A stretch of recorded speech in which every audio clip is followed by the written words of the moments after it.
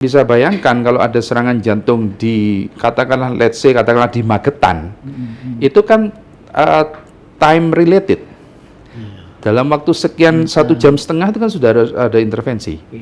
Kalau kemudian harus ke Solo, harus ke Malang atau harus yang paling dekat Surabaya, nutut enggak sih kira-kira? Nah, kan nggak mungkin kan. Nah, itulah kemudian mengapa ini layanan ini kita pilih sebagai layanan unggulan prioritas gitu.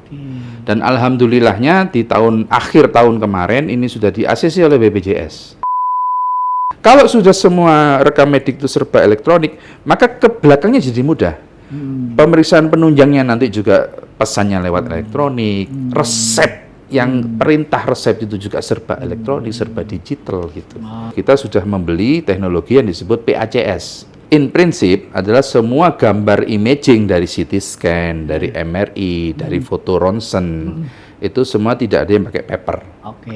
Tapi direkam secara elektronik, kemudian disampaikan secara nirkabel ke PC-nya rawat jalan, PC-nya rawat inap. Akhirnya tinggal di-deliver di WhatsApp, mereka pasien gitu ya.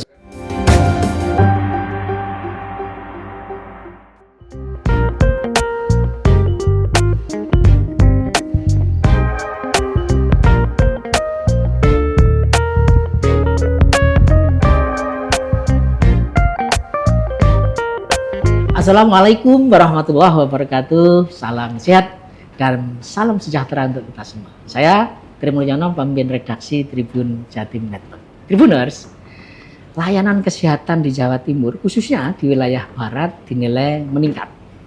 Itu karena keberadaan RSUD Dr. Sudono yang ada di Madiun. Rumah sakit Dr. Sudono adalah milik pemerintah Provinsi Jawa Timur. Meningkatnya layanan kesehatan di wilayah ini sebagai wujud nawa bakti satya pemerintah Provinsi Jawa Timur, yang di poin 3 kita tahu Jawa Timur cerdas dan Jawa Timur sehat. Nah, untuk mengetahui lebih jauh apa sih yang ada di RSUD Dr. Sudono, layanan-layanannya seperti apa, telah hadir bersama saya PLT Direktur Rumah Sakit Umum Daerah Dr. Sudono di Madiun, Bapak Dr. Tauhid Islami. Assalamualaikum. Waalaikumsalam warahmatullahi wabarakatuh. Wah, kali itu ya sumbernya sekali ini. Dokter Tauhid Islami ini juga merangkap sebagai Direktur Rumah Sakit Umum RSUD Haji. Ya, jadi definitifnya justru di Haji saya. Di sana ya? Ya, sebetulnya. Ini dua pekerjaan berat. Dua pekerjaan. Iya, dua pekerjaan. Nah, seperti yang saya sampaikan, kami ingin tahu ya, apa sih layanan-layanan unggulan di RSUD Dr. Sudono ini? Silakan. Ya, jadi sedikit sebelum ke layanan unggulan, sedikit menggarisbawahi tadi apa yang disampaikan oleh Mas Tri. Jadi keberadaan RSUD Dr. Sudono di wilayah barat dari Provinsi Jawa Timur ini bukan tanpa alasan ya. Jadi karena kita bersama-sama milik Provinsi Jawa Timur, itu kita tidak lepas dari bagaimana Ibu Khofifah sebagai gubernur yang kemudian 2 periode dan dilanjutkan oleh Pak PJ Gubernur, itu menyusun sebuah strategi aksesibilitas. Provinsi Jawa Timur itu luas sekali, Mas. Oleh karena itu strategi aksesibilitas layanan kesehatan itu dibagi menjadi area-area. Untuk area timur dari Jawa Timur sekarang ini sedang dibangun di Jember, yang nantinya direncanakan kira-kira besarannya sama dengan Sudono. Kemudian di Pulau Madura sedang dibangun ongoing, itu juga sebuah rumah sakit yang di Pamekasan, yang nanti akan menangani di Pulau Madura, juga kira-kira tipenya sama dengan di Sudono. Untuk pusatnya memang Dr. Sutomo di kota Surabaya, kemudian yang dengan sama kelasnya itu adalah Saiful Anwar, itu untuk area timur, selatan, dan mungkin sedikit ke barat. Nah, kami ini memang sengaja ditempatkan di ujung barat dari Provinsi Jawa Timur, dan tugasnya adalah Pawitan Dirogo. Mulai Madiun membentang Raya. dari Madiun Raya, mulai dari Pacitan sampai ke Ngawi, luas sekali gitu. Nah, itulah kemudian oleh karena itu, karena amanah ini seperti itu dan juga tidak lepas dari apa yang digariskan oleh Kementerian Kesehatan mengenai KJSU, ya, layanan-layanan prioritas, termasuk juga KIA, Kesehatan Ibu dan Anak.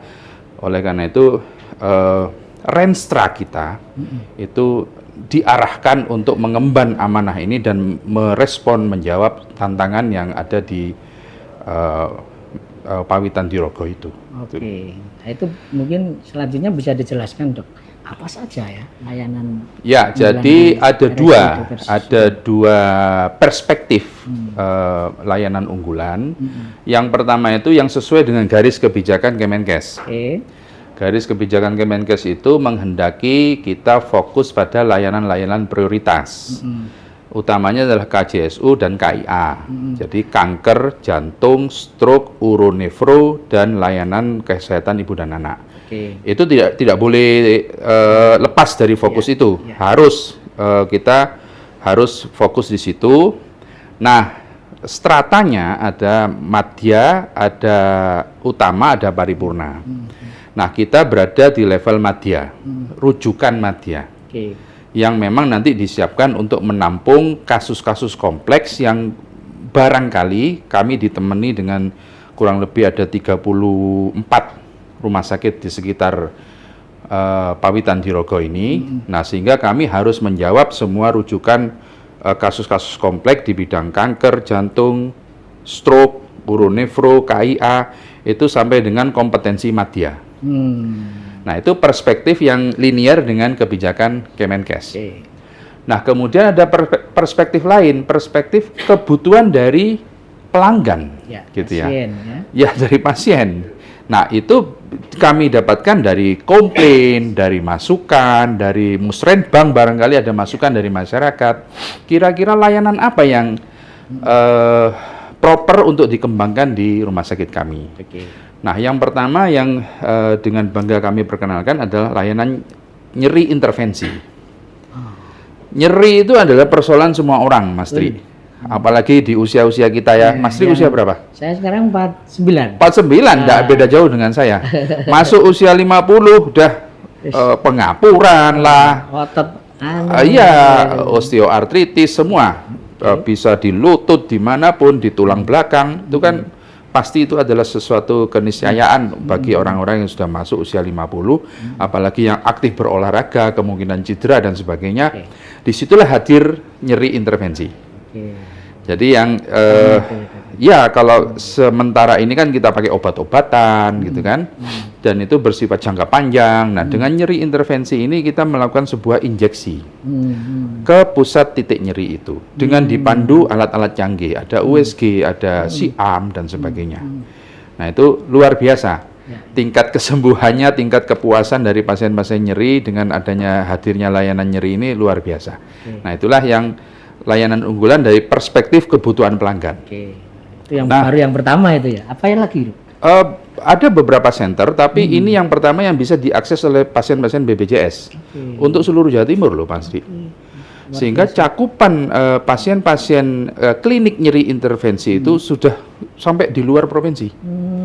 Bukan hanya melayani provinsi Jawa Timur, tapi sampai juga keluar provinsi, bahkan ada luar pulau juga ke tempat kami. Gitu. Jadi layanan unggulan dari perspektif kebutuhan pasien. Itu sudah mulai beroperasi kapan ya? Atau sudah agak lama kita punya, iya. Nah, kemudian mungkin kenal yang namanya, ini bahasa awam ya, cuci otak yang diperkenalkan oleh Dahlan Iskan. Iya. Sebetulnya tidak ada istilah itu di tempat kami. Istilah di tempat kami secara ilmiah medis adalah DSA. Apa panjangnya? Digital Subtraction Angiography. Jadi bagaimana kita memetakan pembuluh darah, terutama yang vital di otak itu atau di jantung dengan teknologi DSA itu, sehingga kita tahu buntunya seberapa persen sebelum kita melakukan tindakan intervensi. Ada di sini juga ya. Nah, itulah dia. Jadi mengapa saya mengatakan ini kebutuhan pelanggan? Karena tadinya diaksesnya hanya di kota-kota besar. Dulu yang memperkenalkan pertama kali kan Jakarta. Jakarta, kemudian Surabaya, Semarang, Solo. Sekarang hadir di Madiun. Gitu. Tidak jauh-jauh. Jadi untuk mereka yang memang ada indikasi untuk dilakukan DSA itu, atau bahasa awamnya adalah cuci otak. Kemudian yang juga dengan bangga kami perkenalkan adalah pemasangan ring jantung. Nah, ini juga Iya, kebutuhan pasien. kedengarannya Betul ini sudah rutin. Iya, iya. Tapi sesungguhnya ini kemarin-kemarin itu hanya bisa diakses lagi-lagi di center-center kota besar. Jadi kalau Mas Tri bisa bayangkan kalau ada serangan jantung di katakanlah di Magetan, itu kan time related. Dalam waktu sekian 1,5 jam itu kan sudah ada intervensi. Kalau kemudian harus ke Solo, harus ke Malang atau harus yang paling dekat Surabaya, nutut enggak sih kira-kira? Nah, kan nggak mungkin kan. Nah, itulah kemudian mengapa ini layanan ini kita pilih sebagai layanan unggulan prioritas gitu. Dan alhamdulillahnya di akhir tahun kemarin ini sudah di-ACC oleh BPJS. Tadinya hanya untuk pasien umum. Sekarang sudah bisa diakses oleh pasien BPJS. Jadi kalau yang di SA tadi cuci otak pasien BPJS sudah bisa juga. Iya, Pasien BPJS gitu. Itu yang ketiga dok. Ada ya, lagi nih kayaknya. Nah, ya, tentu saja yang sesuai dengan topik saya sebagai expertnya adalah pelayanan feto maternal. Feto maternal. Ya. Bisa dijelaskan dok apa itu? Jadi kita setback dulu agak sedikit ke belakang ya. Kenapa kemudian saya mengambil disiplin ilmu ini? Pada tahun-tahun itu, let's say katakan kalau saya tidak salah itu 2010 sampai dengan 2015, angka kematian ibu hamil, ibu bersalin, ibu pasca salin di Pawitan Dirogo ini tinggi dan ikut menyumbang kenapa kemudian Jawa Timur juga tinggi. Penyumbangnya antara lain adalah kabupaten kota di wilayah Madiun Raya ini. Nah, disitulah kemudian dianalisis, berarti membutuhkan sebuah center yang bisa menangani komplikasi-komplikasi ibu hamil, ibu bersalin dan sebagainya. Dan itu expertnya disebut sebagai konsultan feto maternal. Feto itu adalah janin di dalam kandungan, maternal itu yang dimaksud definisi operasionalnya adalah ibu yang sedang mengandung, ibu yang sedang hamil gitu ya. Tentu saja yang dimaksud adalah yang complicated, bukan hamil normal biasa, tapi hamil complicated. Nah, pada saat itu dianalisis apa sih penyebab kematian ibu hamil, ibu bersalin yang tertinggi angkanya. Itu yang pertama itu adalah perdarahan, karena perdarahan karena akibat bersalin itu. Yang kedua itu adalah preeklamsia, darah tinggi itu dan segala turunannya. Nah, yang ketiga ini sebetulnya jumlahnya banyak, tapi karena keroyokan dari berbagai macam penyakit ini menjadi problematik, yaitu ibu dengan penyakit. Misalkan beliau sebetulnya adalah seorang penderita diabetes. Dilalah hamil gitu ya. Beliau adalah seorang penderita dengan penyakit jantung, hamil, dengan autoimun, hamil. Bahkan kemarin waktu kita COVID hamil. Inilah yang menjadi bidang garap dari feto maternal. Jadi lebih ke preventif ya, preventif sampai penanganannya nanti. Sampai penanganannya, bagaimana kita menangani kasus-kasus complicated ini sebetulnya sama dengan yang tadi saya jelaskan. Yang tadinya sedikit-sedikit rujuk, rujuk itu waktu rujukannya habis berapa jam? Kalau ke Surabaya 2 jam, ke Solo 1 jam. Nah, ini kan akan memperbesar resiko terjadinya kematian di dalam perjalanan rujukan itu. Dan saya kira ini yang banyak sekali ya pasien yang akhirnya ke sini. Akhirnya dengan hadirnya layanan feto maternal ini, kita kemudian menjadi pusat rujukan kasus-kasus kompleks itu, dan sebagian besarnya bisa diselesaikan di sini. Jadi lagi-lagi adalah perlu jauh-jauh accessibility, betul. Dok. Betul. Dalam berbagai kesempatan Bu Khofifah Indar Parawansa, gubernur periode lalu dan sekarang terpilih, itu kan pengennya itu RSUD di bawah Provinsi Jawa Timur itu punya kekhasan layanan, dok. Dari 4 layanan utama di Dr. Sudono tadi, ada cuci otak, ada pusat nyeri gitu ya, ada feto maternal gitu ya, sama ada jantung. Itu yang paling khas di Dr. Sudono, yang kira-kira ini jadi pembeda dengan rumah sakit umum daerah yang lainnya apa? Jadi kami ingin mengambil segmen yang vaskuler, Mas Tri, ya. Karena satu ini adalah time related, Ya. seperti yang tadi saya sebutkan, ketika kemudian terjadi emergency, maka dalam waktu 30 menit, ada yang dalam waktu 1,5 jam, ada yang dalam waktu kurang dari 4 jam itu harus sudah tertangani. Jadi masalah vaskuler ini ternyata esensial. Kami melirik faktor ini, vaskuler. Kemudian multidisiplin. Jadi kalau kita bicara pembuluh darah di otak, maka itu banyak ahlinya yang mengeroyok di sana. Ada bedah saraf yang kemudian dia sekolah lagi konsultan vaskuler, intervensi. Dokter saraf, bukan bedah saraf ya, ada bedah saraf, ada saraf. Bedah sarafnya sekolah lagi, khusus yang perkara pembuluh darah. Dokter sarafnya pun sekolah lagi, mempertajam lagi keahliannya, subspesialis lagi, gitu ya. Kemudian dokter radiologinya yang mengoperate alat-alat canggih itu sekolah lagi juga. Nah, tentang vaskuler itu kita baru bicara yang daerah otak. Bagaimana vaskuler yang daerah jantung? Nah, kita sudah punya ahlinya, ada 2 kita punya nih, yang kemudian diakhiri dengan pemasangan ring tadi. Belum berhenti di situ. Vaskuler yang ke bawah. Pada penderita diabetes, yang kemudian kalau ini bermasalah, tidak ditangani dengan baik, amputasi resikonya. Itu vaskuler juga itu. Yang penyakit dasarnya adalah kencing manis. Kita sudah punya ahlinya juga. Itu bedah umum yang sekolah lagi memperdalam untuk urusan vaskuler yang bagian-bagian tepi ini. Dan jadi luar biasa, sehingga kami nanti mungkin akan menjadi prioritas lebih kami gitu ya? memiliki sebuah jargon bahwa quality of life depend on quality of the vascularity. Jadi kualitas hidup kita ditentukan oleh kualitas pembuluh darah. Pembuluh darah mana saja? Pembuluh darah kita di sini bermasalah geringgingan pasti. Pembuluh darah di sini orang Jawa bilang wedangen gitu ya. Jadi pembuluh darah itu esensial banget. Yang akan jadi Nah, itulah yang saya lirik sebagai sebuah kesempatan untuk mengembangkan rumah sakit ini ke depan. Dok, ini kan tadi dijelaskan semua layanan ternyata bisa diakses BPJS gitu ya. Ya. Tapi sisi lain kan ini peralatannya mahal gitu ya. Dan rumah sakit juga butuh biaya operasional besar untuk mensukseskan layanan-layanan. Nah itu kira-kira bagaimana dok mensiasati antara kebutuhan memang kita harus memberikan layanan gratis kepada pasien, tapi sisi lain rumah sakit juga harus hidup ini biaya operasional. Iya, itu bisa dijelaskan dok? Itu memang problematik yang memang harus kita diskusi terus-menerus dengan sahabat tercinta kita BPJS ini ya kan. Jadi BPJS itu ada 2 perspektif ya.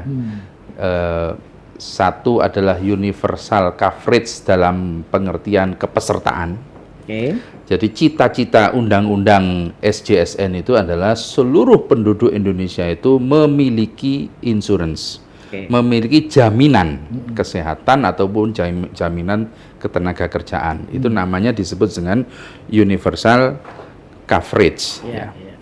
Nah, universal health coverage itu berbicara hal yang berbeda lagi.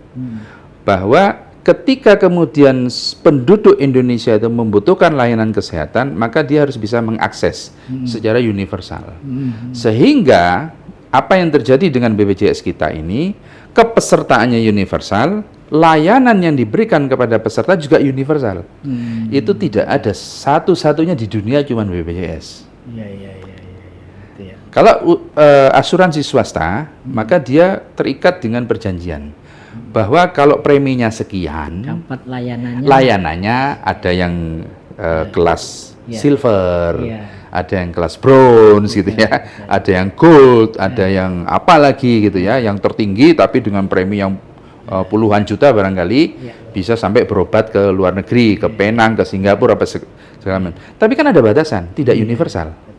Tapi di BPJS ini, cita-cita luhurnya berdasarkan amanah undang-undang adalah semua problem kesehatan Anda tercover, kecuali yang ada batasannya itu, yang kosmetik, yang karena kehendak sendiri, karena keinginan sendiri dan sebagainya, itu tidak ditanggung BPJS. Tapi more than that, di luar itu semua akan ditanggung. Pertanyaannya, preminya cukup apa enggak? Itu Preminya masalah. sama nilainya ya. Preminya Universal. sama. Ada premi kelas 3, kelas 2, kelas 1. Tidak ada premi VIP. Iya. Tidak ada. Ya. Preminya berhenti di kelas 1. Nah, mungkin bisa cerita success story Dr. Tauhid bagaimana mengelola ini, karena kan ternyata tetap aja Dr. Sudono toh menjadi rujukan ya. Iya, Tetap iya. ramai sekali pasien BPJS gitu ya. Bagaimana Dok siasatnya mengatur ini kok ternyata Bukan siasat, Apa karena itu kami dengan- sangat berterima kasih kepada pimpinan kami, yaitu Ibu Khofifah, Ya. kemudian dilanjutkan dengan Pak PC, nanti Ya. Ibu Khofifah akan memimpin kami kembali. Perhatian beliau itu demikian besarnya. Jadi ada kepesertaan pemerintah ketika kami Oke. kemudian mengalami Ini ya, kekurangan itu kuncinya gitu. itu ya Pak. Iya. Jadi intervensi pemerintah Intervensi pemerintah. enaknya kalau rumah sakit milik provinsi ya Dok. Betul gitu. Iya, iya. Kan sama juga di ada juga rumah sakit vertikal. Iya, iya. Yang langsung di bawah koordinasi Kemenkes.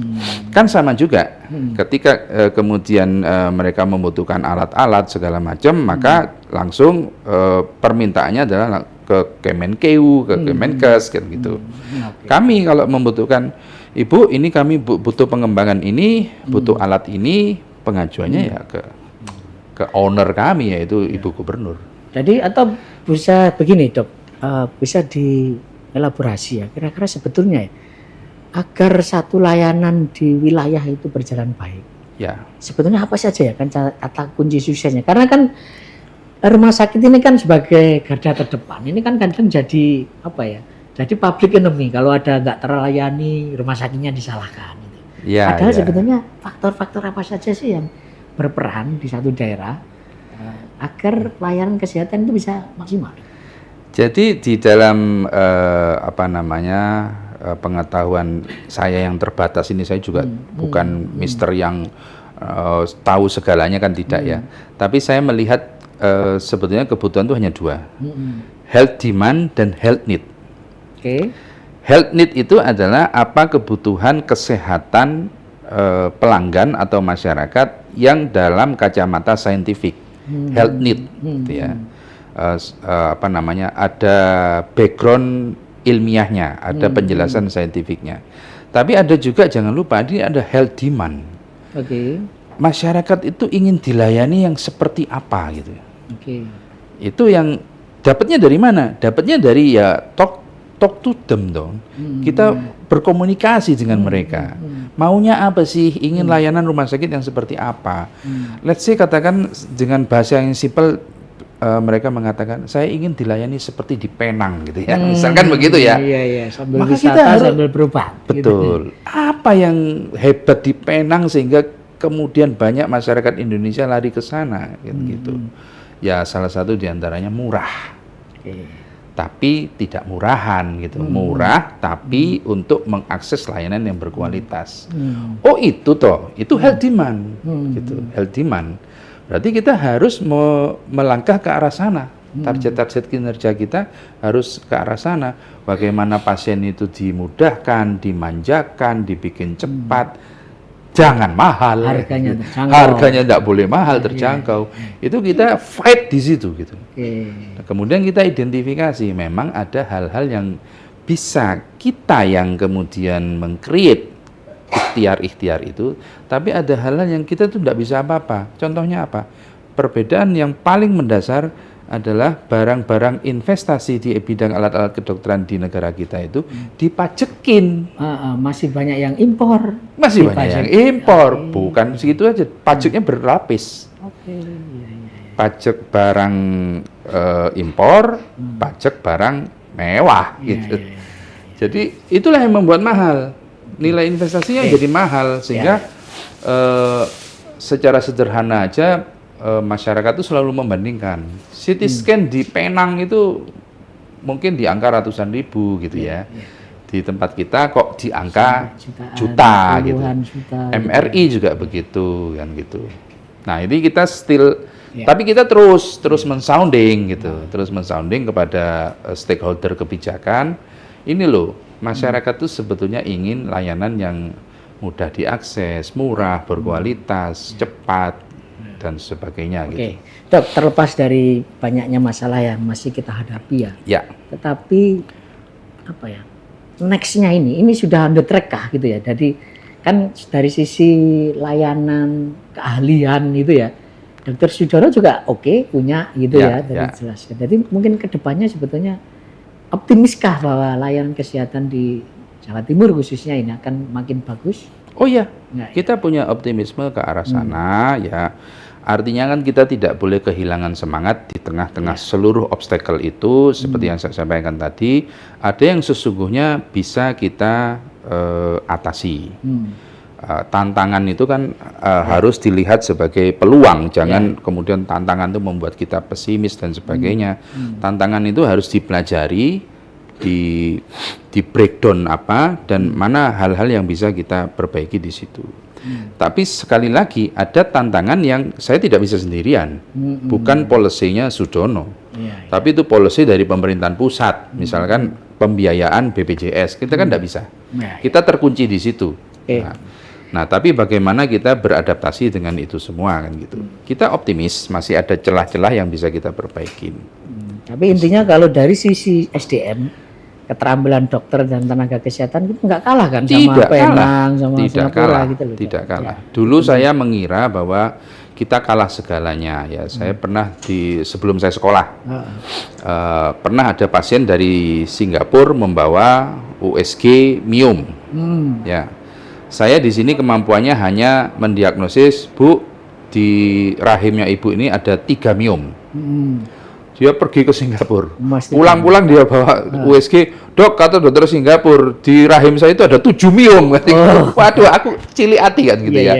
Waduh, apa memang separah itukah kemampuan saya gitu ya waktu itu ya. Tantang, tapi challenge ini kan harus saya jawab gitu. Oleh karena itu saya sekolah kan, saya sebetulnya mau pingin tahu apa sih beda saya dengan dokter-dokter Singapura. Alatnya beda, Mas. Jadi dia menggunakan dia menggunakan USG yang high end pada saat itu. Saya menggunakan USG yang lapis kedua, lapis ketiga, lapis keempat, yang mana kelihatan. Jadi teknologi talking di situ, ya kan? Singapura itu apa teknologi dia luar biasa. Teknologi berbicara di situ. Kata kunci kedua setelah SDM kita gitu ya. SDM yang harus kita teknologi ini ke depan. Saya beli, saya minta ke Bu Gubernur kan. Sekarang ada juga. Ada. Jangan ke Singapura. Begitu teknologi itu hadir, baru kita berarti orang Singapura itu tidak hebat-hebat amat, dibantu oleh alat yang hebat. Alat beli di mana? Iya, nah begitu kita tahu DSA. DSA itu seperti apa sih? Wih, ternyata gambar pembuluh darahnya itu luar biasa, Mas. Lah kalau ini dari dahulu orang Singapura sudah tahu dari dahulu kan, gitu loh. Sekarang sekali lagi ada juga. Ada kita hadirkan. Nah, makanya teknologi talking di sini gitu. Dok, selain itu gini dok, saya tuh ngelihat di mesin pencarian segala macam itu ternyata RSUD Dr. Sudono itu sudah digital life saya lihat itu. Jadi saya kalau pengen tahu ketersediaan kamar di RSUD Dr. Sudono itu bisa langsung tahu, itu dan real time. Iya betul. Nah, bisa dijelaskan dok, bagaimana penerapan digital dalam meningkatkan pelayanan RSUD. Jadi kita itu ya lagi-lagi lah kalau kita itu branding ke luar negeri ya. Saya sudah ke Malaysia, saya sudah ke Singapura. Apa sih yang roadmap sebuah rumah sakit itu sebetulnya ke arah mana ya? Ujung terjauhnya itu sebetulnya adalah smart hospital. Ujung terjauhnya. Sebelum smart hospital itu dicapai, ada yang target tengahnya itu adalah modern hospital. Nah, apa sih sesungguhnya secara mudah dijelaskan di smart hospital itu ya? Gampang saja, Mas Tri. Tanya kepada Singapura, sekarang China yang luar biasa China sekarang. Ya, China. Tanya, berapa dia punya tempat tidur? Let's say katakanlah dia punya tempat tidur 700. Saya 350, Saiful Anwar sekitar 700-800. Kakak tua kami di Sutomo itu sekitar 1.200-1.300 kalau saya tidak salah ya. Nah, di China itu ada sebuah rumah sakit, bednya itu 700. Sama dengan Saiful Anwar? Sama lah dengan Saiful Anwar. Pertanyaan kedua, berapa dia punya sumber daya manusia? Berapa? Tempat kami untuk mengoperate 350 tempat tidur, karyawan-karyawati kami totally adalah 1.200. Oke ya. Saiful Anwar saya tidak tahu, dengan 700 bed atau 800 bed, barangkali dia angkanya sekitar 3.000 karyawan-karyawati total dengan kompetensi apapun. Sutomo 1.200-1.300 bed, karyawannya beri around 5.000. Tahu di Cina? 700 tempat tidur dioperate oleh 400 orang. Berarti satu tenaga medis 2 orang aja gitu ya. Kuncinya dia mau menggunakan semua teknologi yang ada. Smart hospital, semua pakai sensor. Jadi tugas dari sebagian human digantikan dengan robot. Dengan sensor-sensor. Itu smart. Tapi tentu saja investasinya kan luar biasa. Di tengah-tengah itu ada modern. Modern itu di Singapura saya lihat, dia bilang dia punya General Hospital dengan 1.200 ya sama dengan Sutomo kan. Saya tanya, berapa karyawan-karyawati Anda? 5.000. Oh, berarti sama. Tapi bedanya modern hospital adalah penggunaan alat-alat tadi. Dia tidak mau kalau tidak high end. Itu modern hospital. Dan semuanya serba digital. Jadi sudah nggak ada lagi paper. Saya masuk di situ di kliniknya seorang profesor urologi. Dan saya berdiri di belakang beliau dan beliau pertontonkan kepada kami bagaimana beliau menghandle pasien. Semuanya sudah pakai monitor. Ini ya pembuluh darahnya ibu di sini gini, gambarnya itu bagus, gambar yang sangat tajam, sudah di layar monitor. Nggak pakai lagi foto ceklek, dihidupkan lampunya, foto ronsen, foto CT scan, udah pakai lagi. Dia pakai monitor. Kemudian dia perintahkan pemeriksaan tambahan, dia klik perintahnya di sini, sudah masuk ke sana. Sudah terdeteksi di. Nah, kita kan nulis. Minta kepada pasien ini untuk dilakukan MRI, tanda tangan, itu sudah ada lagi. Itu modern hospital. Tapi itu serba digital. Iya, Kita ke arah sana. Masuk di situ ya. Masuk di sana. Sudah gitu ya. Ya. Apa sih? Apa hanya untuk bangga-banggaan bahwa kita sudah digitalisasi? Enggak. Itu untuk membuat seluruh proses yang disebut dengan dwelling time, masa tunggu, itu menjadi lebih singkat. Komplain terbanyak terhadap rumah sakit dimanapun bukan hanya di Sudono, antrinya suwi. Ketersediaan. Betul ya? Iya. Antri pendaftaran, antri menunggu layanan dokter, antri untuk diperiksa MRI, antri operasi, antri itu semua keseluruhannya disebut dwelling time. Bagaimana menyelesaikan ini dengan digitalisasi diantaranya? Jadi semuanya harus serba tanpa paper. Kita ketik masuk ke situ. Kita akan masuk ke situ. Dan sudah ya, Dok ya? Sudah. Nanti akan terus Ya tentu dalam proses ya. Nah, sejauh ini apa saja, Dok, yang sudah terakses melalui digital? Jadi yang pertama tentu elektronik rekam medik. Jadi rekam medik sudah harus serba elektronik dimanapun, dan itu menjadi kebijakan Kemenkes juga, ada Permenkesnya, diwajibkan ke semua rumah sakit harus menggunakan elektronik rekam medik. Kalau sudah semua rekam medik itu serba elektronik, maka ke belakangnya jadi mudah. Pemeriksaan penunjangnya nanti juga pesannya lewat elektronik, resep yang perintah resep itu juga serba elektronik, serba digital gitu. Sehingga itu akan harapannya mempersingkat masa tunggu tadi. Nah, yang kedua yang seperti saya ceritakan di Singapura, kita sudah membeli teknologi yang disebut PACS. In prinsip adalah semua gambar imaging dari CT scan, dari MRI, dari foto ronsen, itu semua tidak ada yang pakai paper. Tapi direkam secara elektronik, kemudian disampaikan secara nirkabel ke PC-nya rawat jalan, PC-nya rawat inap, karena semua sudah serba elektronik. Jadi sudah tidak ada, ya seperti yang Profesor Singapura itu tadi, semuanya serba menjelaskan menggunakan. Tinggal di-deliver di WhatsApp, pasien gitu. Dan sekarang sudah hampir beberapa pasien yang memang sudah ahli dalam penggunaan gadget ya. Kalau yang sepuh-sepuh kan agak sulit ya. Tapi pengantarnya yang masih muda-muda itu, dia sudah kita berikan barcode. Oh, gitu. Sehingga ketika ingin melihat kembali foto dari Tinggal eyangnya di-scan gitu saja ya, ya. tinggal barcode-nya itu kemudian tampil gambar CT scan-nya atau gambar MRI-nya. Canggih juga ya ternyata. Seperti itu kita Iya, mengarah iya. ke sana gitu. Oke. Tapi mohon dipahami bahwa semua ini proses, teknologi ini mahal, kami tidak mungkin membeli itu sekaligus. Semua proses ini kami lakukan secara bertahap, Ya. secara multi years. Oke. Jadi kadang-kadang yang ngadat Iya, gitu ya, iya, iya. bandwidth-nya kurang besar. Oh iya, itu faktor ya. juga, Dok. Iya, Ketika faktor juga. apa jaringan internet Jaringan, belum betul. maksimal, bisa jadi kan dari pasien juga. Yes. Yang Ya. Dok, ini menarik sekali ya, Bro. Dan saya kira Tribuners ingin tahu ya lebih detail sosok Pak Dokter Tauhid Islami ini, kan tadi kelihatannya ya wongnya ramah gitu ya.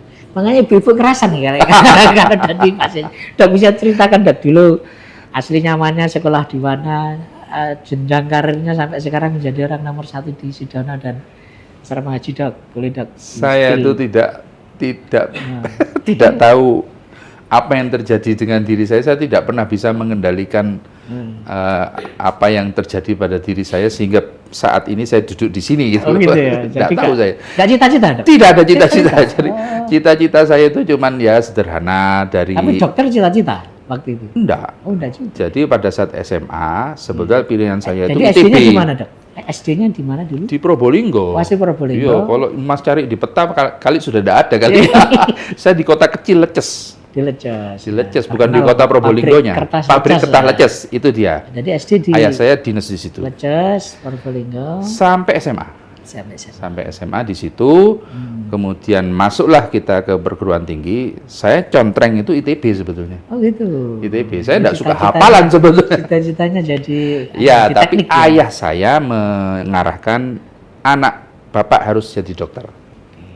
Sederhana saja penglihatan ayah saya pada saat itu karena amal solehnya gitu. menolong orang. Menolong Betul, orang, Dok. gitu. Saya kira yang Ya. tidak ada di Ya, jurusan yang lain. sederhana saja karena mungkin ya backgroundnya beliau ya dalam kan juga sederhana ya. Tapi beliau ingin anak beliau jadi dokter.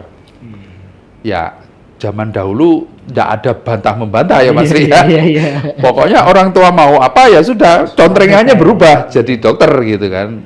Mendaftar di FK UNER gitu. Oke. Alhamdulillah keterima sehingga kemudian pendidikan lanjutannya semua di FK UNER saya.